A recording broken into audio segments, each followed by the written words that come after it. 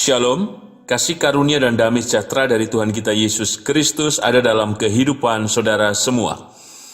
Sahabat Petra FM yang dikasihi Tuhan, kita berjumpa kembali dalam Renungan Ambon Pagi. Renungan hari ini didasarkan dari kitab 1 Korintus 7 ayat 1 sampai dengan ke-7. Sebelum kita bersama merenungkan kebenaran sabdanya, saya Pendeta Gunawan Adi Prabowo dari Gereja Kristen Jawa Sari Mulyo Yogyakarta mengajak saudara untuk menyatukan hati di dalam doa. Bapa di dalam sorga, kami mengucap syukur untuk setiap berkat, kasih, kemurahan yang Kau nyatakan di dalam kehidupan kami. Inilah yang menunjukkan bahwa Engkau hidup, dan melalui keselamatan-Mu itulah kami terus memiliki kekuatan dan pengharapan.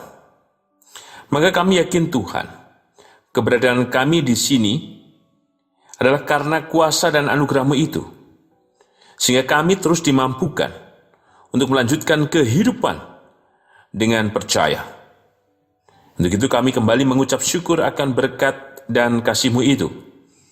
Maka kami meyakini ya Tuhan Yesus, kebenaran sabda-Mu yang hendak kami renungkan bersama adalah perbuatan dan cara-Mu yang ajaib, supaya kami tetap dimampukan, dikuatkan, dan disegarkan dalam seluruh panggilan iman dan pengharapan kami kepada-Mu ya Tuhan Yesus.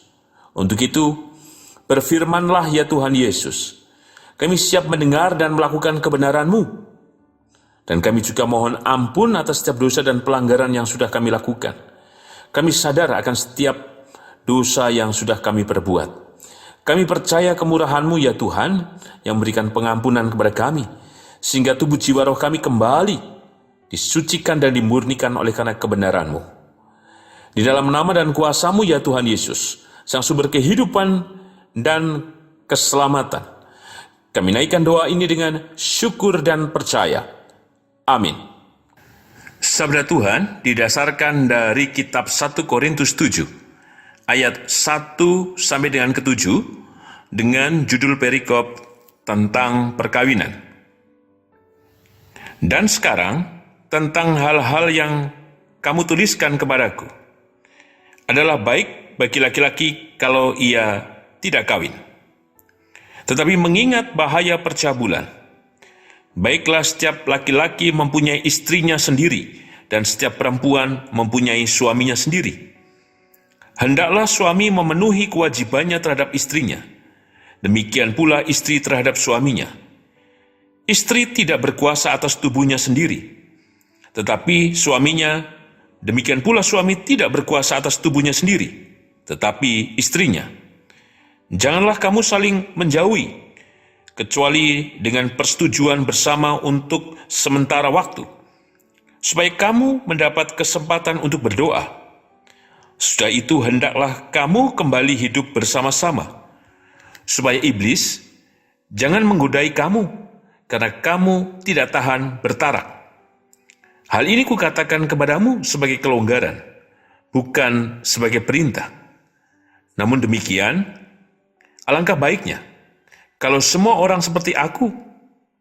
Tetapi setiap orang menerima dari Allah karunia-Nya yang khas, yang seorang karunia ini, yang lain karunia itu.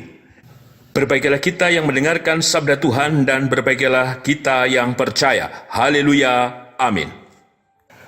Sahabat Petra yang dikasihi Tuhan, tema Renungan Ambon Pagi hari ini adalah indahnya hidup berkeluarga.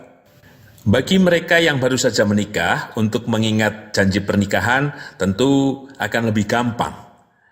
Gampang untuk bisa mengucapkan kembali kata demi kata sampai dengan akhir kalimat.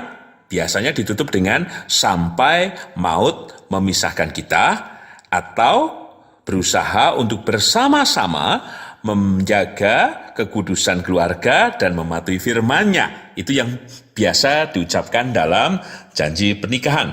Lalu bagaimana dengan kita yang sudah lama menikah? Tentu tidak gampang untuk mengingat kata-kata atau kalimatnya, hanya ya intinya saja. Saya akan mengulas balik Saya akan menyegarkan kembali janji nikah yang pernah kita ucapkan. Tentu dari ucapan yang kita pernah nyatakan berbeda-beda, tetapi garis besarnya demikian. Di hadapan Tuhan Allah dan jemaat Kristen di sini, saya mengakui bahwa nama pasangan saudara adalah suami atau istri saya. Karena Tuhan Allah, saya berjanji akan senantiasa mengasihi dan menolongnya dengan setia baik dalam suka maupun duka. Saya dan suami atau istri saya akan senantiasa berbakti kepada Tuhan Allah dan memelihara kekudusan keluarga dengan mematuhi firman-Nya. Tentu ketika saya mengucapkan janji ini, ada yang kembali diingatkan. Saya waktu itu menikah tanggal sekian, bulan apa, dan tahun sekian. Tentu tidak gampang tadi soal mengingat, apalagi menjalani. Janji ini kan kehidupan yang menjadi pengharapan kita. Untuk apa? Untuk mengasihi, untuk menolong, untuk setia, baik dalam suka maupun duka, sakit maupun sehat, kekurangan maupun kelimpahan, dan apapun itu, termasuk menjaga kehidupan yang baik di hadapan Tuhan sampai maut memisahkan. Dengan tujuan semuanya apa? Hidup bahagia. Ketika saya bertanya kepada para calon mempelai, mesti alasannya yang sering diungkapkan ingin hidup bahagia. Ada harapan di dalamnya. Lalu bagaimana perjalanan kehidupan rumah tangga yang sudah kita jalani? Apakah semua menjadi baik-baik saja?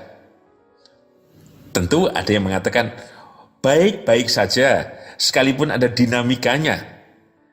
Dan dinamika dirasakan sebagai apa? Sebagai penguat, sebagai rasa untuk berjumpa, untuk mengikatkan lebih kuat dan lain sebagainya.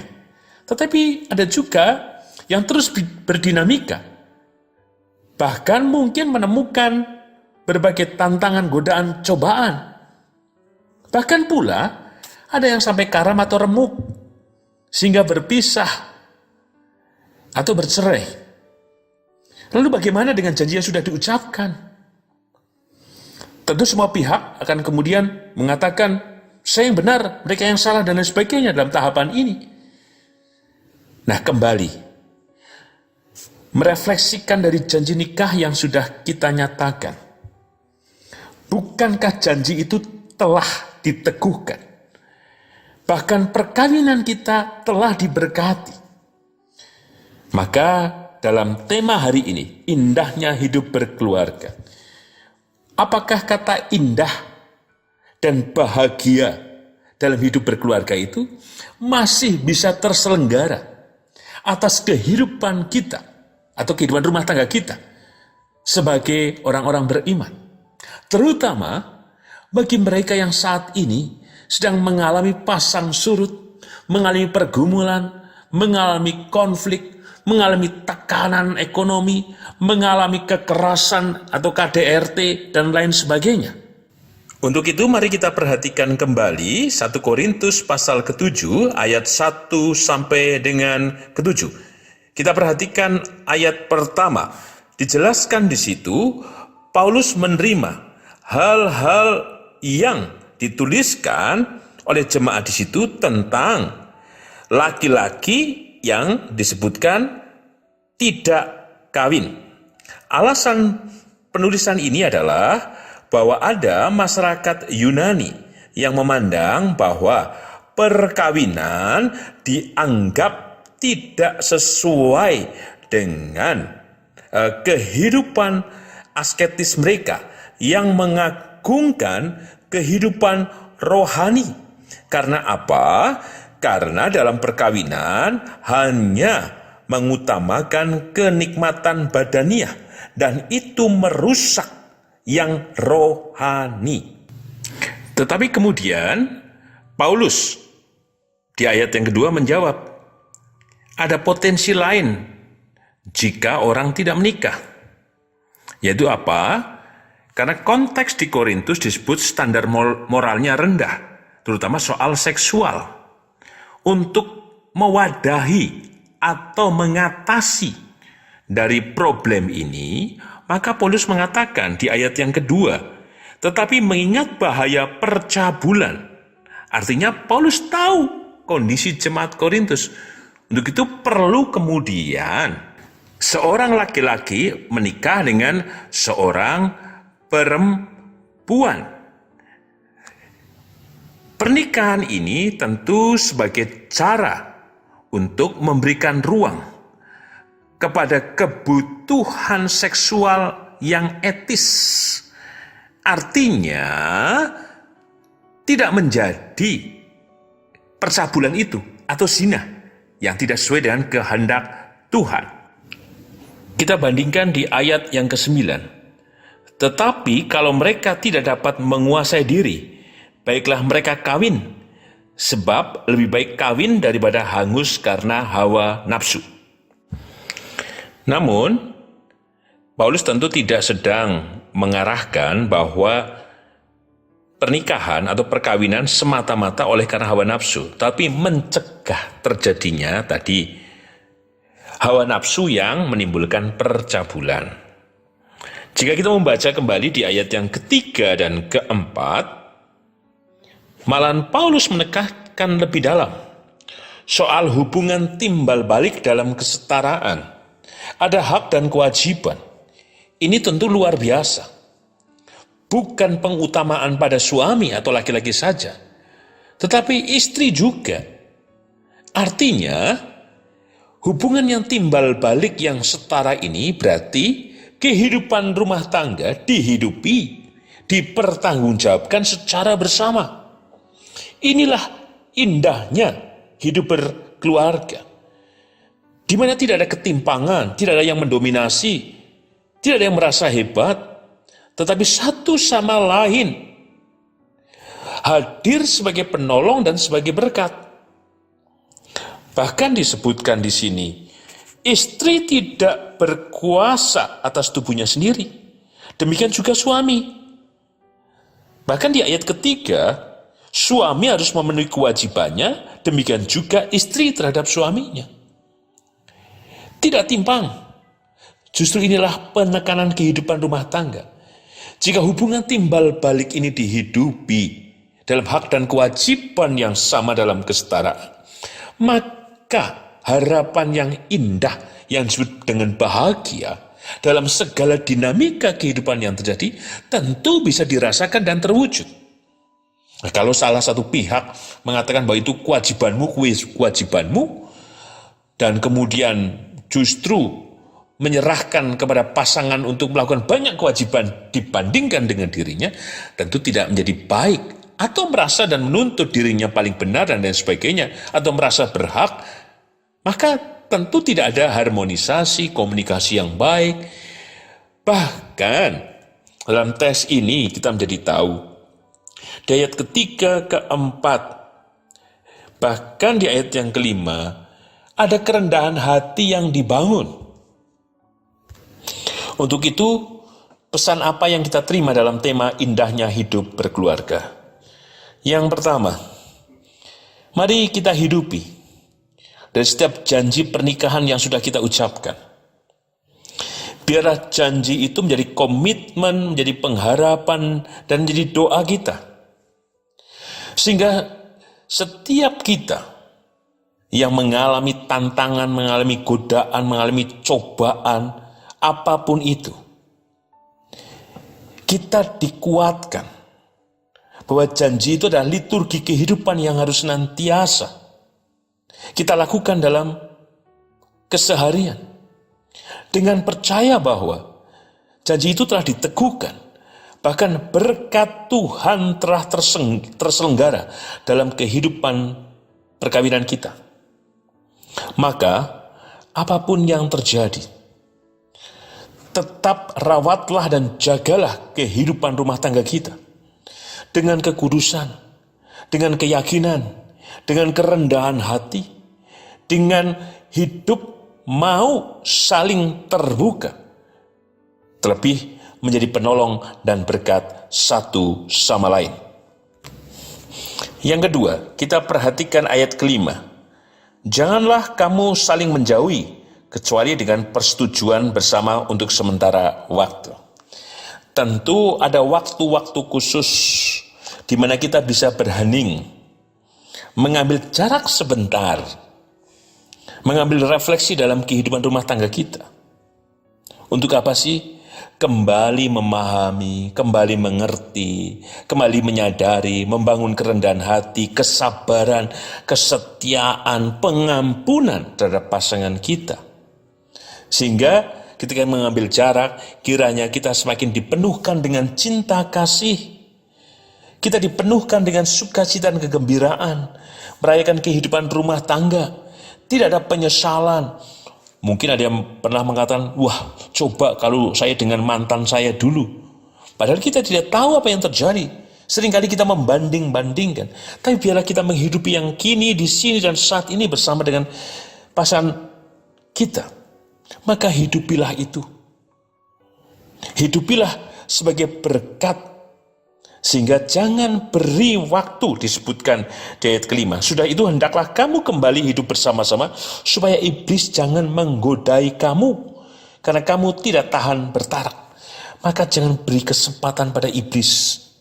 Karena seringkali kita justru mendengar dari kucing garong, atau mungkin yang lain yang kadang-kala memprovokasi, membuat kita malah semakin membenci, menghina, bahkan mungkin menyebut pasangan hidup kita dengan seperti yang ada di kebun binatang, karena kita sedang mengalami konflik dengan pasangan hidup kita. Maka hari ini, kiranya kita membangun kehidupan yang baik. Menjauh, mengambil jarak, berarti kita mengambil keheningan untuk bersyukur, merasakan dan memulihkan kembali kehidupan rumah tangga kita. Maka yakinlah, jika kita kembali dalam keheningan dan mengucap syukur di dalamnya, maka Tuhan bekerja dan memberkati kehidupan rumah tangga kita. Sebagai penutup dalam tema indahnya hidup berkeluarga, jangan sia-siakan kehidupan rumah tangga kita, karena di dalamnya ada berkat Tuhan yang sudah terselenggara atas kita. Dan berkat Tuhan itu kekal kepada kita semuanya. Maka terus dan rayakan kehidupan rumah tangga kita dengan percaya. Sekalipun mungkin di antara kita sudah kehilangan pasangan hidup, tapi biarlah janji yang sudah diucapkan menjadi kegenapan yang terus kita nyatakan.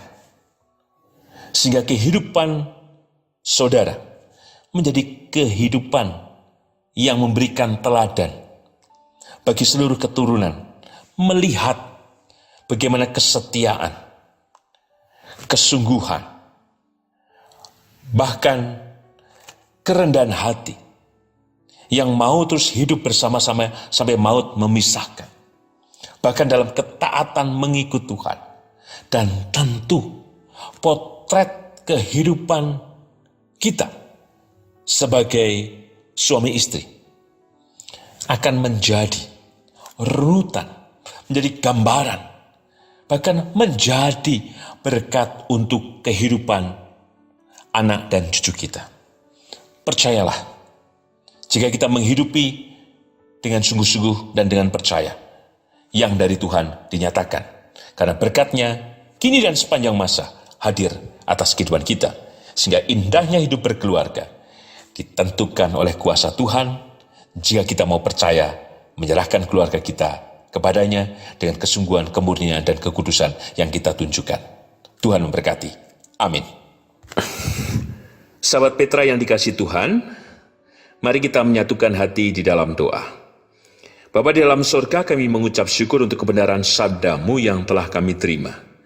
Kami diingatkan dan disegarkan kembali akan firman-Mu, supaya kami menghidupi kehidupan rumah tangga kami, menjaga kekudusan dalam perkawinan. Dan kami juga Tuhan, mau menjalankan dari setiap janji nikah yang sudah kami ucapkan, dan biarlah kami menghargai dari berkat yang sudah Kau anugerahkan kepada kami dalam kehidupan rumah tangga kami. Mampukan kami ya Tuhan, supaya yang menjadi tujuan hidup kami itu kebahagiaan dan keindahan dalam keluarga kami benar-benar terwujud oleh karena berkat kasih-Mu, dan kami dimampukan untuk hidup dalam kerendahan hati, pengampunan, kesetaraan, dan kami bersama-sama untuk hadir menjadi penolong. Maka kami mohon ya Tuhan, berkatilah kami dengan pasangan hidup kami, dan berkatilah kami bersama dengan kehidupan kami dengan anak dan cucu kami. Kami percaya Engkau berkati kami. Karena kami percaya, maka Engkau juga memberkati ya Tuhan, secara khusus kehidupan hamba-hamba-Mu, warga Gereja Kristen Jawa Sari Mulyo. Khususnya Bapak dan Ibu Priyono, Ibu Ami Birowo, anak Amoresia, Ibu Sri Utami Suprapto, Ibu Margono, Bapak Ngatimin, Bapak Cahyo Muntadi, anak Naladipa Anasera, Bapak Saharun, Bapak Warsito Utomo, Ibu Endang Joko Triyono, Bapak Edwin Krusma Yulianto, Bapak Pendeta Emeritus Dwi Nugroho, anak Nasya Alana, Ibu Susilowati, Ibu Frida, Ibu Sarno, Ibu Tugira Sariman, Ibu Rusmiati Suharti, Ibu Murjangkung, Ibu Endang Karno, Ibu Kun Mariatin Subarti, Bapak Kisan Dauribu, Bapak Elias Sariman, Bapak dan Ibu Sunarto Saputro, Ibu Sari Budi Santoso, Ibu Marti Utomo, Ibu Yatmiartini Rusdi, Ibu Sri Suwarsi Rahayu, Saudara Gilbert, dan jemaat-jemaat yang tidak bisa kami sebutkan satu persatu. Kami percaya kasih, kemurahan, berkat, dan pertolongan serta sukacita yang dari-Mu Tuhan. Kau nyatakan atas kehidupan hamba-hamba-Mu, berkatilah seluruh keluarga yang mendampingi, berikan kekuatan, kesabaran, ketangguhan, dan berkat-Mu melimpah atas mereka. Kami juga berdoa untuk setiap pergumulan kami, kerinduan dan harapan kami, dan Engkau mengetahui dari sakit hati yang kami rasakan. Bahkan Engkau mengetahui dari keterlukaan yang dalam, yang sedang berkecamuk dalam diri kami. Engkau mengetahui dari keputusasaan kami, tekanan hebat yang kami alami, stres, mungkin depresi di antara kami yang sedang mengalaminya. Tolonglah kami Tuhan, biarlah Engkau yang memampukan kami bangkit, sehingga kami menemukan kekuatan, pengharapan, dan pertolongan yang dari-Mu ya Tuhan. Karena kami percaya, mujizat-Mu nyata atas kami. Tolonglah dan berkatilah kami Tuhan. Demikian juga kami yakin Kau berkati setiap kehidupan anak dan cucu kami, dalam pekerjaan, rumah tangga, studi, dan hal apapun yang dikerjakan oleh anak dan cucu kami. Berkatilah dan tolonglah ya Tuhan melalui keselamatan-Mu. Bagi mereka yang tinggal di kota-kota Yogyakarta, kota-kota di Indonesia, bahkan di luar negeri, kami percaya Tuhan, Engkau hadir di tengah kehidupan anak dan cucu kami. Demikian juga kami yakin Engkau hadir di tengah kehidupan bergereja, di mana kami Tuhan bersama-sama melayani dan bersekutu. Kami yakin Tuhan, Engkau hadir dan memberkati kami semuanya. Demikian juga kami yakin Engkau memberkati Radio Petra FM dalam kasih, kemurahan, dan melalui berkat dan kuasa-Mu saja Radio Petra FM Tuhan terus mewartakan kabar baik tentang-Mu Tuhan. Dan kami yakin segala hal yang dibutuhkan, diperlukan, kami yakin Engkau memenuhi dengan berkat-Mu yang limpah itu. Berkati juga bangsa dan negara kami dalam damai sejahtera dan keselamatan yang dari-Mu. Di dalam nama dan kuasa-Mu ya Tuhan Yesus, Sang Sumber kehidupan dan keselamatan, kami naikkan doa ini dengan berserah, bersyukur dan percaya. Amin.